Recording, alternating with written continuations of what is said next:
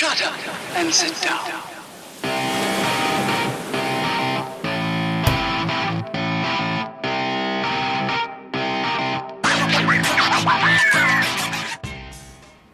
Welcome back to this week's Tiki session.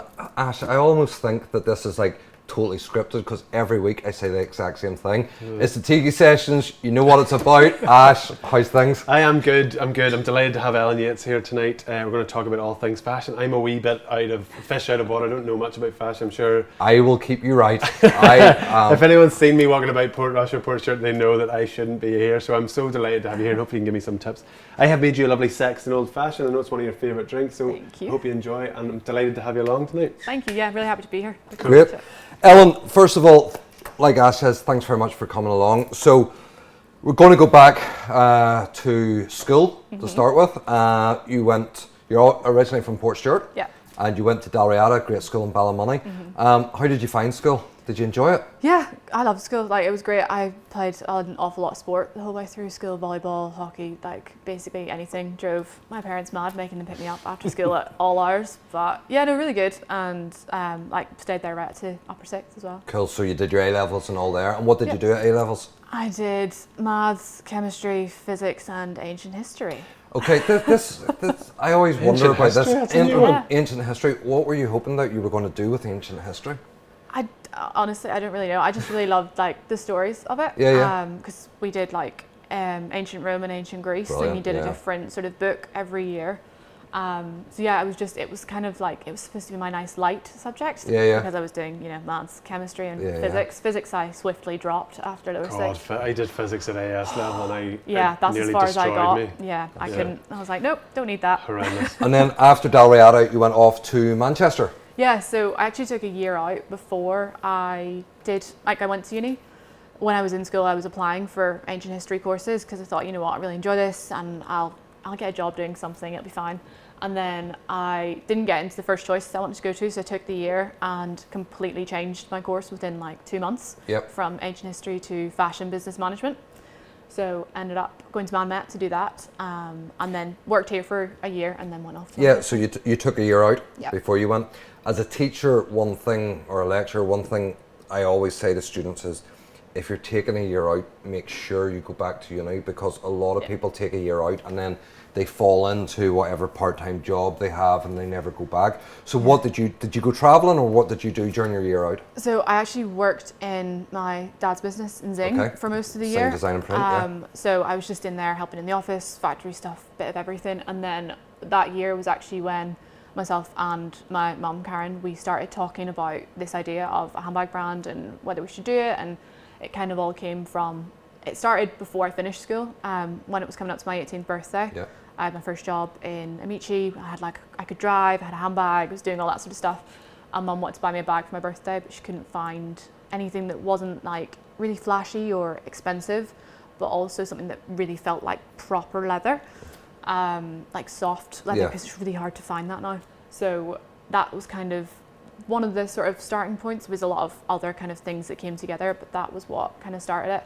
And mum was like, do you think we could do something like this? And I was like, yeah, 18, sure, why not? We can start a handbag brand. And it kind of Can you draw? went from there. I mean, I did art at like GCSE. I can draw enough, but between us, we tend to work more off like pictures or bags that we found, or that sort of stuff, and then we take them to our now factory and sort of go, right, we have this shape, or we start with the fabric because it's so soft and it kind of allows us to see the shapes we can create with it, and then work from samples. Yeah, it may be a weird question why I asked Ellen if she can draw, but it's a sort of prerequisite for product design, really, isn't it? And why handbags? Just solely coming off the back of your 18th birthday present, or are you and your mum, Karen, and I know Karen really well, are you like, my wife loves her shoes? Are you all about the handbags before this, or? It's funny, I actually went before that, would have been more of like a trainers and shoes person. It kind of came from a lot of things. So mum was asked to do a lecture in ethics and marketing at the uni in Korean, and started looking at how, the marketing of lots of brands was starting to move towards that more like conscious consumerism and the giving back, and the whole Tom's shoes thing had really kicked off by that point. So there was that, and then she'd been doing some work with like a charity group as well, and they work with women all over the world, and in India the women would come to these group meetings and they'd learn skills on how to start their own businesses, and then once they got to the end of the program when we're starting their own business, they'd come in with a handbag, and it was almost like a symbol and like a rite of passage, like, okay, I'm here, I'm serious. That's brilliant. So it was a bit of wanting to get something for me and create something that we thought was missing, that sort of understated softness, but also that kind of rite of passage and giving back and that sort of freedom to choose for women all over the place. So you come up with an idea of doing handbags, crack open a bottle of wine. How do you start a handbag manufacturing company? So yeah, I mean, it was literally like a kitchen table job. We sort of sat around and we were like, right, what would we want it to look like? And what we actually started with was like 9 things every woman needs, and one of those things was a handbag. And then we had like, you know, a purse and a really lovely scarf and a belt and just a number of different things. We decided we'd start with the handbag. And Mum worked for Desmond's for like 15 plus years, so she had still quite a lot of factory contacts. Yeah. So we started sort of reaching out to her old contacts just to see if anybody was still in the business, if they could help. And one of her contacts still had connections with factories all over the place. Brilliant. So, and they actually had a guy who could do technical CAD design drawings. Brilliant. So that was kind of how we started. And the shapes, we ended up with 5 shapes to begin with. The very first one was actually, you know, those awful little like pea bags that you used to get when you were in school, or like you're at a careers fair. With the 2 sort of drawstrings. The drawstrings. I was actually going to a festival and I had a cold, so I was like taking all sorts of like tissues and whatever with me, and I was taking one of those bags. Brilliant. And I was like, wouldn't this be really nice in leather, but like bigger? Yeah. And that was the first bag. That's Mavis. So yeah. How are you finding the old fashioned? It is lovely. Good, happy days. Nice. I feel out of my depth with fashion, but I'm glad you like a drink. That's it. So Taylor Yates, where did the name come from? Obviously Yates is your family name. Yeah. So where did the Taylor come from? So Taylor was actually Mum's maiden name. Right, okay. But I'm Ellen Taylor Yates. Yeah. And it was funny, it wasn't the name we started with. The name we started with was awful, and we don't say it out loud anymore. Funny, we just before you came in, we were doing our first live, and we were talking about the first name I came up with for Rawee, and like I said it out loud, and I'm even embarrassed now that I said it out live. Yeah. Out loud, and it is, you know, you can have the best brand in the world, and if you have the wrong name, it'll go nowhere. Yeah. No, I was going to say at least Ellen has a gumption not to tell on a live stream. I'm going to ask her now. What was the name? Oh, you don't have to say. Karen's going to kill me. No, don't do it. Don't do it. No, it was Bags of Respect. Bags of Respect. Because we wanted to do this whole giving back thing, was always really core to it, but it just wasn't for the product we wanted to create. It wasn't right. Great name. Yeah. But for the market and stuff for the wrong brand, you know. So we actually landed on Taylor Yates by doing Mum did the design development program through Invest NI. We got partnered with an agency in Belfast called Journey 4, who were brilliant. They came up with a few different ideas, and they were the ones that kind of pulled Taylor Yates out of us. And it's funny, we realised after the fact that actually Mum's old boss used to call her Mrs. Taylor Yates after she got married. Yeah. And it all kind of started to fall into place. The thing is, the 2 names work really well together, and then your logo is a stunning logo. It's such a simplistic logo. Yeah. But it's, you know, with the T and the Y, and it just looks great, and it works perfectly for a high-end handbag company that you are as well. It's a really classy logo as well. So, you know, you've definitely settled on the right name for that. So talk to me about the woman and the history of women behind the brand as well, because your handbags are all named after important ladies in your life. Yeah, so the first sort of range, we had, I think at one point we had like 8 or 9 styles, but we just knew it was too big. And actually through a friend of a friend, Mum actually managed to take the first original samples and had a meeting with Karen Millen. Oh wow. And she was lovely and really helpful, and she just kept saying, you know, the one thing I would say is just cut when you're pulling together the range. So we ended up cutting it down to 5 styles, and we were literally driving back from like a day shopping in Belfast, and we had the styles there. We sort of knew what they were and what colours they were coming in. We just weren't really sure if we were going to start calling them, you know, clutch bag, hobo bag, drawstring. Lots of brands had started using real names for them, but we wanted it to have a bit more of a story and like an impact behind it. So actually Mum just went, oh my God, I've got it. And it was the first 5 women were her grandmother, 2 of her aunts, my granddad's nickname for my nana, and the hairdresser that they all used to go to every Saturday. What a lucky hairdresser to have a, So literally it was Alice, who was Mum's grandmother, was the first bag, and she was like a bit of a force, had like 2 businesses, ran a corner shop from her front room, all that sort of stuff. Mary and Mavis, who were 2 of Mum's aunts. Tilly, which was my granddad's nickname for my nana. And then Doris, who, like I say, was the hairdresser who used to do all of their hair every Saturday morning, get their hair set at the end of Alice's garden. So it was just kind of like a nice little story to have for each one of them. And this is one of the things we talk about quite a lot in the Tiki sessions, is coming from the North Coast, is the story that businesses and brands and people tell and bring with them and create a part of their brand, and you're very fond of that sort of... I mean, most of my stuff's been in the drinks industry, and like I remember when working with a few brands and they're trying to invent a story. Like with Jack Daniels, there's a real authentic story. There's a man behind it, and the Same story. with Sexton as well. The Sexton's brilliant story, and then you get the brands that for me, it's all about the logo, and it's all, like the classic. When I think about logos, you're talking about logos, for example, the bar and ball. I worked for Martini for a wee while, and the bar and ball logo, it was in Formula One. It was everywhere. And like for your logo, to me it reminds me of a martini glass. Everything reminds me of a drink, but like it looks lovely and slick and elegant. It's classy. Classy, yeah. So no, fair play. Yeah, totally. So you come up with the idea. You then obviously have to find somebody that's going to create them for you. How do you go about that? So we started off, like I said, going through some of Mum's old contacts, and some of them were sort of out towards China direction, some in Italy. But for us, the sustainability part of it was always really important, so we wanted to try and keep it as close to home as possible. And actually, even when we did go further afield, we couldn't find the type of material that we really wanted to use. So through another contact, we got put in touch with our factory in Somerset. We did try to find somebody in Northern Ireland first, but most of the leather skills here are quite sort of saddlery based. It's much heavier. And because we use what's essentially glove leather to make the bags, it's almost like fabric. There's a real stretch to it. So you need the pros to work with that. So the factory we use are actually the oldest tannery in the UK. Wow, and they're famed for their glove leather. So the first time we went in, we took a leather jacket with us, and we were like, we want to make a handbag out of this type of leather. And they were like, no, you can't do that. And we were like, yes, we can. Yeah. So after some tweaking and some very clever sort of technical stuff in the background, we figured out a way to do it.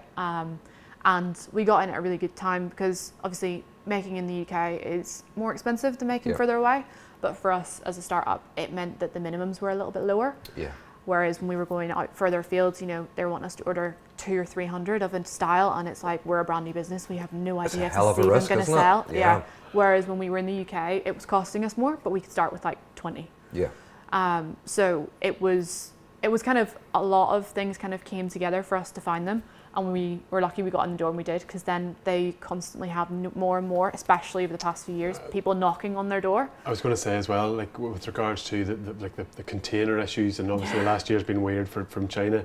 Have you been like not really affected that badly? Obviously there's Brexit and stuff like that. Which it's not been too bad for us. Like all of the leather comes from within the UK. Some of our lining comes from Northern Ireland. Some of it comes from Italy. So it's been a little bit. There's been like some delays in terms of delivery on it, but it's been nothing too major. Because like you say, we don't have to ship it from halfway across the world and wait 7 weeks or something for it to arrive. And the great thing about having factory in Yeovil is that if there are any issues, obviously pre-COVID and hopefully post-COVID, if there are any issues, you can jump on a plane and be there in 2-3 hours. And we can literally walk in and see the people who are actually making the stuff. So, and you can build a relationship with them as well, 100%. Which is really important. We're obviously in a completely different market, but with our stuff, the relationships with the people that create our stuff and our stitchers and stuff like that is really important to us, So you did was it your first promo shoot on the White Rocks? Yeah, so that was sort of about a year and a half in. I think actually a year in, yeah. So we'd done the very original launch shoot, which was a mad dash, because by that point I'd started uni. Yeah. So Mum was here on her own. Went to the factory, picked up one of everything off the production line, flew back, did all the product shots on the Friday, imported down, went back down on the Monday, did the editorial. Why ported down? Because the Journey 4, who we worked with, had found a photographer who they'd worked with before. So he did all the white background cottage shots. Yeah. Monday morning, back down, models arrived, did the shoot outside this guy's studio in like an industrial estate. It was And how did you find that? Because we've done 2 shoots now for our stuff, and we work with a really good photographer, and we trust in him, and we sit down beforehand and talk about what he does. We don't go down the route of models because of what we are. We use mates and my daughter and her friends for the kids range and stuff like that. How is it working with proper models, and especially like, you know, you're not long out of university, but you're coming up and going, here, you know, where me and my mum run this, and we have our vision for what it wants to be, and you know, how do you find that? It's funny, the first few, we've learned some more from every one that we've done. And actually the most recent shoot we just did in March this year in Ballantoy was the first time we'd really used like proper agency models, if you like. Up to that point it had been, like you say, friends of friends, or someone who'd, you know, did a bit of modelling but wasn't like signed to an agency, so they would just take a rate for the day. So yeah, it was interesting. The White Rocks shoot was actually the first, we did that first one, which worked really well for the launch. We got great imagery out of it, but we didn't love some of the clothes and some of the looks, and there's always things afterwards when you go back and you're like, oh, what's that? How did that end up there? So the White Rocks was kind of the next step towards it's closer to our sort of like vision of what the brand we want it to look like, and it kind of elevated it.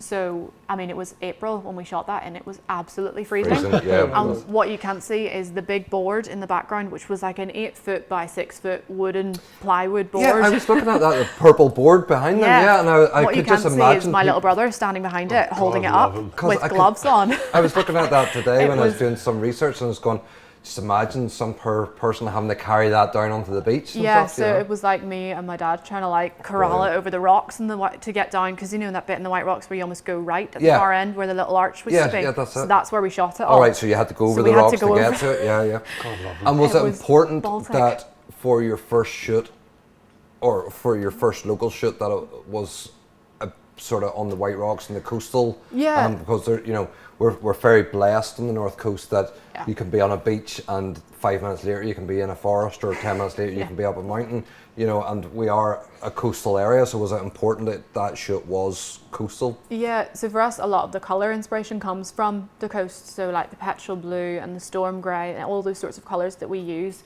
Like we literally, while we were on the beach, found rocks in all 4 tones, and we have a shot of the model in one of our films holding the 4 rocks next to one of the bags.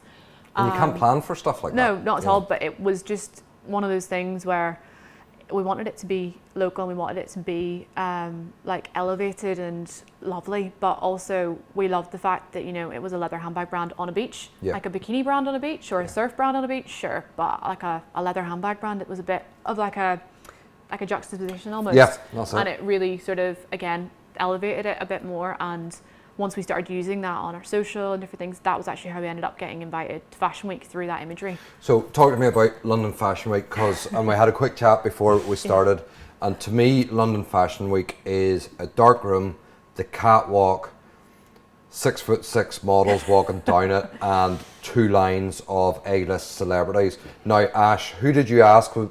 Well, I thought it's sort of, for me, it's like Cara Delevingne, Justin Bieber, Mugatu. And you asked if Justin Bieber was there. What did Ellen reply when you asked was Justin Bieber there? No, but the Queen was there, wasn't it? The Queen was there. The Queen was there. Yeah. No, so Fashion Week was, again, a bit of another one of those nuts things. It was like an amazing opportunity. Was it scary going in the first time?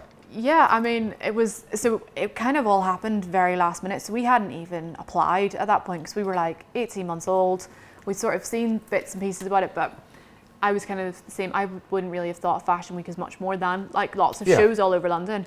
And then the British Fashion Council reached out to us, and I was flying home from Manchester for a weekend by complete chance, and text mum and was like, oh, I'll be home in an hour. And she was like, okay, just off the phone with the BFC, we're going to London Fashion Week. And I was like, sorry, what? Class. They'd gotten in touch, somebody had pulled out, they had a space in the showrooms and wanted to know if we wanted to come, and it was in 5 days, and we were like, okay. So I rang my lecturers first thing Monday morning. I'm not coming back. And was like, by the way, I'm going to be out of uni for the next 10 days because I'm going to Fashion Week and doing a fashion course. They were like, okay, bye, have fun. Enjoy, because that's what it's all about. What the hell do you wear? Like, I'm sure, like even me, like that would freak me out. That was a whole other faff. Black, just black. Everything black. You can't go wrong with black. But we literally went over, Mum and I, with like 3 massive suitcases full of the bags, because at that point they all just sort of hung in our porch. Yeah. Because we didn't have a showroom, we didn't have a shop, it was all online. So we literally rocked up, got it all set up, and sort of sat there and we were like, okay, great, now what do we do? And it was great, and we got sat with like, so there's lots of other brands and the little stands around you, so we made like friends with loads of different people, but you do have some real like Devil Wears Prada moments where they kind of walk past and you can see them just look you up and down and then walk on, and you have to kind of go a bit like, oh, okay. It's not the sort of place you want to have a chat with them. They don't want to be talked to, I imagine. Some people do, some people don't, but it was funny. Some of them, you could tell, they gave us a list of people with like face pictures. Yeah. So these are people who you shouldn't ask them their name because you should just know who they are. And we were like, oh my God, okay. So it was like all the buyers of like the massive, you know, like. But coming from Northern Ireland, we don't have that decorum. We're just like, all right, what's the crack? You know we what were I mean? just chatting. That was the thing. Yeah. So we were just chatting to anybody, and there was this one woman who I think she turned out she was one of the lecturers at like London College of Fashion. Yeah. And she was there, and we were chatting away to her for ages. And she goes, "Oh, you shouldn't be talking to me. I'm not important enough." And we were like, "No, it's fine. Exactly. Have a chat." And actually, in the next room, which was all like millinery and jewellery, there's a brand from Derry who were there, and Right. they'd shown at Fashion Week a few times before, the season hats. And actually, they got to meet the Queen when she was there. Wow, she was in cool. their room, but they closed our room off. Yeah. But yeah, it was an experience, definitely. And it was 5 days, and we, you know, you're in there from like 10 o'clock in the morning till 5 or 7 o'clock at night for 5 days. Yeah. But you know, the free mini bottles of Prosecco come out at 5 o'clock. The music so goes it's up. a hard so life, isn't it's- it? Yeah. Was there like an tough after life. party then, or is it just in... They did organise some like after parties for the people who showed. So we went to one in like the basement of a hotel, which was quite cool. But yeah, it's a fun. You're absolutely exhausted by the end of Yeah, it I'm because sure you're you're just right. talking to people the whole Yeah, time. that's it. But it was kind of a complete like stroke of luck that we got invited to It's it. brilliant. And then we went back 3 more times, and Oh, then we class. did Paris Fashion Week in the Wow. February just before lockdown, Wow. which was not ideal, but No. sure. But But how was Paris? So we didn't actually get to go to Paris. Oh, flip, right, Yeah, okay, no, sorry. we did it through our PR company. Yeah. So they went and did the stand and sort of took a few brands and did like a mini showroom, which was great, and we got some really good contacts off it. But Brilliant. no, it didn't make it to Paris this time. Next time. next time, Yes. one of the things we often talk about in the Tiki sessions is about people from the North Coast. I don't like the term punching above their weight, but punching above their weight on a world stage. And I think we don't punch a bunch above our weight. I think there's a lot of people and a lot of companies like yourselves that come from the North Coast that have a place on the world stage that is rightly worked for and rightly deserved. As a young female working in that industry, what would you say to young guys, young girls that are thinking of getting into the fashion industry? Because I know a lot of people from universities in London that are doing fashion, and it is quite a cutthroat business. It's a bit like the media is, you know, you have to have a thick skin. What would your advice be to them? I think, well, I was obviously in kind of a like unique position, I suppose, that we sort of started doing all this before I even really got to uni or did any of that sort of stuff. But a lot of it kind of informed what I did there. So I think it's just, if you've got an idea, really kind of think it through, but almost don't overthink it. I know it sounds silly, but you know what I mean? And it's all about like the people that you can kind of speak to and Contacts is everything, isn't it? definitely. And Contacts is actually everything. just reaching out and speaking to people who you maybe wouldn't necessarily know, or like when we were at Fashion Week, we spoke to everybody, and that's how we ended up finding an ex-Vogue photographer who shot our next shoot in London. Brilliant. And it's all about that sort of, yeah, you just kind of have to And you have go to be for yourself it. as well, Yeah. don't you? And that's one of Yeah. the great things about coming from Northern Ireland and the North Coast, and we talk about this a lot in the Tiki sessions as well, is, you know, I can be put into a room with anybody, and I suppose that's why I'm sat at this bar now, and I can have a conversation with them. I don't know much about you, I don't know much about the business, and a lot of the times when we're doing the Tiki sessions, I don't like to research them too much because I'd rather find out for the competition. And we have that natural ability to, as our grandparents would have said, talk the hind legs off a donkey, if you know what I mean. And there would be a lot of people that would be shy at coming forward, but I don't think people from here are like that. To go back to your point, there's very slightly, like, I think there's an awful lot of, like, young people I know degrees and courses are really important, but there's a lot of people with good ideas out there who sort of fanny about and don't actually just grab the bull by the horns and say, right, I've got an idea, let's start speaking to people. Let's push for it. And it might go like fall flat and it's ours, but you learn from that and you move on and you actually, and I think exactly what you said there, if you've got an idea, go for it, just give it a blast. And that's how you guys, you didn't wait until after you did your degree. Yeah.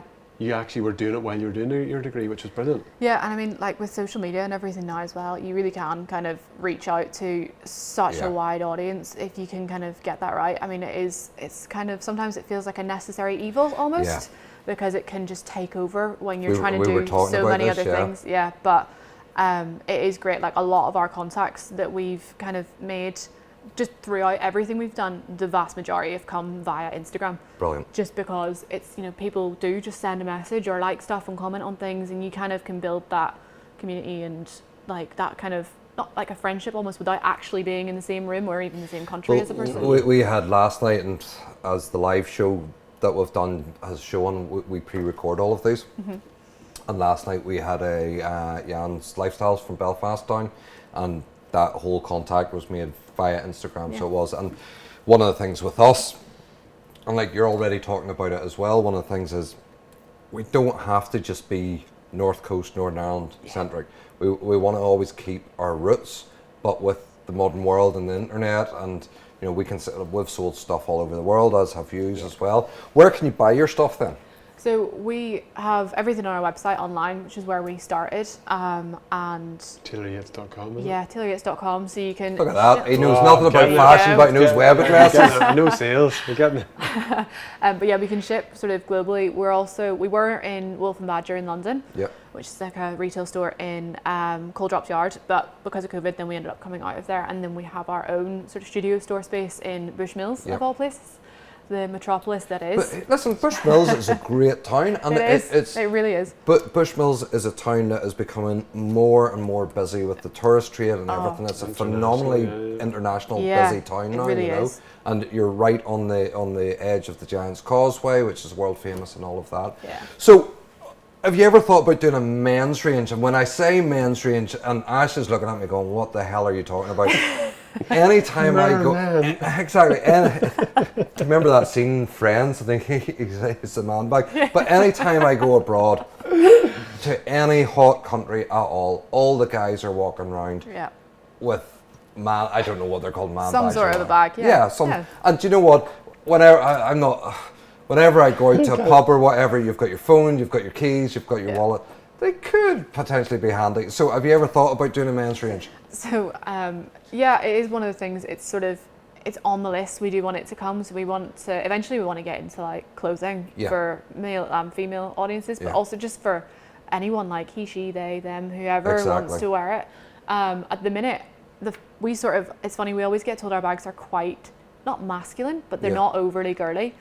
They're quite sort of understated and funny. When men come into the shop, especially with like wives or girlfriends or whatever, sometimes it's the men that like the bags more. They're really, because it is just like really understated and simple. The leather's like of a really high quality. So yeah, it's definitely on the cards. Brilliant. We just haven't quite got there yet. Exactly. And we do have lots of names that we can use as well on both sides, the Taylor and the Yates side, so it's all there. I think that's lovely, keeping that history and paying homage to the people that have influenced you and been important to you and your mum. But we also don't really want to like separate it as much as a male and a female range. There's no reason to. So actually, in our most recent shoot, which will be coming out August, September time, we used a male model with our current collection. Brilliant. And it was really funny. He had one of the bags on, and he'd put his phone in it. And he was walking around, he goes, you know, handbags are actually really handy, aren't they? Like, this is great. And I was like, well, you know where to start. And then he handed me the bag back and went, oh, because he'd left his phone in there. But like it is, we do get loads of different people. And through the PR company, we've had some really great people with our bags. So we've had Amanda Holden and Sam Fires and a few others. So we are hopefully going to keep that going. But yeah, men's is definitely coming. But it's menswear stuff that I would use as much as you would use. Exactly, that's it. Yeah. Cool. What's the future hold? Well, we've just launched our Reclaimed collection, which is a limited edition collection all made from surplus stock leather that's been sat in our factory stockroom, some of it for years. Wow. So it was more like a sustainable way for us to try some new colours and some new shapes and different things. which has worked quite well. So we're hopefully going to keep doing that and just see what other gems we can dig out of their stockroom. And, you know, tanneries all over the place, because at the end of the day, it's leather that's sat there doing nothing, so it may as well be used. And then, like I say, clothing, hopefully we'll have some knitwear coming soon, Taylor Yates branded, actually with a local girl who's based down in Lurgan. Brilliant. We're meeting her tomorrow to keep that moving, and yeah, you know, world domination really. And I noticed on your website as well, just to finish up, you have I didn't look into it too much because I wanted you to tell me about it, but you give back? Yeah, so when we first started, Mum's always said, like, you know, the goal is to be like the Tom's shoes of handbags almost. But as a startup, that can be quite difficult to give away a bag for every bag that you sell. Exactly. So we started off having like a charity lunch. So the first year we did it, we always do it on the last Friday of November, which actually ends up normally being Black Friday. Which we don't normally take part in because we try and sort of avoid massive sales because it just encourages more overconsumption sort of stuff. But we do it every year. So the first year it was 50 women, and we raised £1,000 to put a woman in the Congo through a programme with Women for Women International. Brilliant. Then the next 2 years, it kind of felt a little bit far away. It was great, and we were really happy to sort of see her progress. She went on a whole programme, learned to start a business, look after her kids, and all that sort of stuff. Brilliant. But then we brought it closer to home. So through the space we're in Bushmills, it's a social enterprise through the Enterprise Causeway, and they worked with a local group of girls, and they're called the Building Me Girls. And we helped them to start their own sustainable t-shirt brand. Brilliant. So the money we raised in 2018 helped them start their business, and then the following year it helped them to expand it, and they actually sold like something like 600 t-shirts into the Causeway Visitor Centre. What are they called? Building Me Foundation. Building Me. So anybody that's out there, don't just follow Kon-Tiki and Rawee and Taylor Yates. Follow those girls as well. Yeah, and then last year, the last one we did was Glow NI, which is another charity in Belfast that work with girls to help them build their confidence and their self-esteem. Because the Building Me girls were doing so well, they were like, we actually don't really need it anymore. And we were like, okay, great, we'll go find someone else. You've done your purpose. Yeah. But that's what's great, and it's great about like people like yourself, and you know, a lot of the guests we've had on here is, you know, a lot of the female guests we've had on is so good to see so many strong female people in the industry, whatever their industry may be. And it's fantastic on the North Coast, you know, and especially in the fashion industry, there's a lot of strong female, all around your age as well, that are, you know, on the world stage as well, you know. Yeah, it's funny, the fast fashion versus sustainability conversation is quite an interesting one. So actually one of the things we've started doing as well as the give back is we now plant a tree for every bag that we sell. Brilliant. Through a company called Tree App in London. So every bag we've planted, I think we've planted like 1,000 trees with them since the end of last year. Brilliant. So yeah, that's ongoing. So we sort of, it almost offsets, not the production of the bag, but it kind of helps offset your own personal carbon footprint when you shop with us as well. It's just good to see companies with some set of morals behind them. Yeah. And you know, again, well, it's not easy to do when you're starting out in business. It's not like we all have grandiose ideas about doing stuff, and it's tough. So fair play to you for sticking it through. And it's like we said whenever we had Dave Hamill in, it's like we try to do as much as we can, and it's not about being perfect. It's about doing that little bit extra. Yeah. You know? Because at the end of the day, like, it's one of those things. I think if everybody doesn't get on board with the whole sustainability thing, eventually the ones who aren't doing it are going to get like relegated. Exactly. People are just going to stop, because it was one of those things people told us at the beginning, oh, you don't need to worry about that. As long as people like the bag, it's fine. But it was always right in the middle of it for us. As much as the giving back, the sustainability and the planet side of it was just as important. Brilliant. So. Listen, thanks so much for coming in and seeing us tonight. It's been an absolute pleasure. Yeah. Ash now knows more about handbags than I did. There you go. No, do you know what? It's been great having you, and I really enjoyed it. So yeah, thanks very much. Yeah, you can wait for the first Taylor Yates man bag. Cool. That's it. I'll be your model. Exactly. Listen, Alan, thanks very much. Thank you for having me. Cheers. Cheers.